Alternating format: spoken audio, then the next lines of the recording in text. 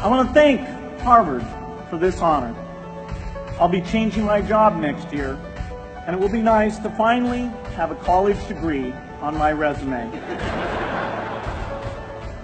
I applaud the graduates for taking a much more direct route to your degrees. For my part, I'm just happy that the Crimson called me Harvard's most successful dropout. I guess that makes me valedictorian of my own special class. I did the best of everyone who failed. But I also want to be recognized as the guy who got Steve Ballmer to drop out of business school.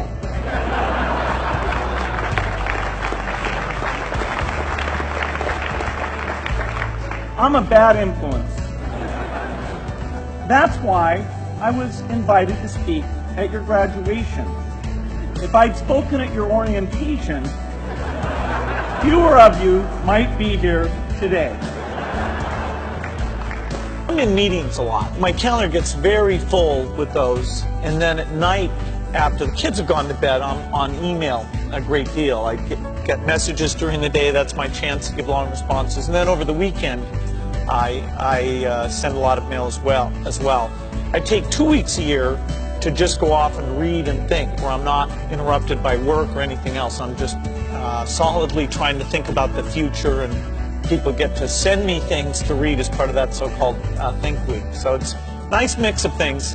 About 25% of the time that I'm out traveling around meeting with customers, Europe, Asia, and that sort of helps me think, okay, do we have the right priorities? What are people responding well to, and what would they like to see us do better? The point there is you've got to enjoy what you do every day. And for me, that's working with very smart people. It's working on new problems. You know, every time we think, hey, we've had a little bit of success, we're pretty careful not to dwell on it too much because the bar gets raised. I talked to my dad, I talked to Warren, I talked to my wife Melinda.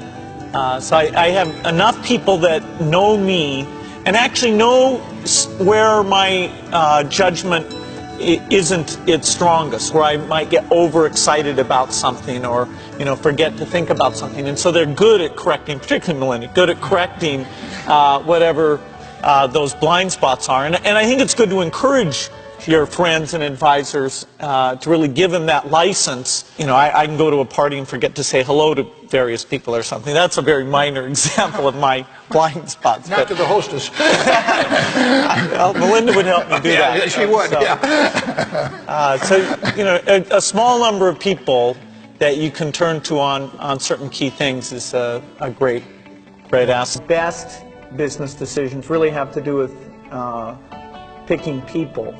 You know, deciding to go into partnership with Paul Allen is probably at the top of the list. And then subsequently hiring a friend, Steve Ballmer. And having somebody who you totally trust, who's totally committed, who shares your vision, and yet he has a little bit different set of skills, and also acts as a check on you. You know, some of the ideas you come up with, you run by them because you know they're going to say, hey, wait a minute. You know, have you thought about this and that? And just, you know, the benefit of sparking off of somebody who's got that kind of brilliance, it's not only made it fun, but it's really led to a lot of success. So picking a partner is crucial.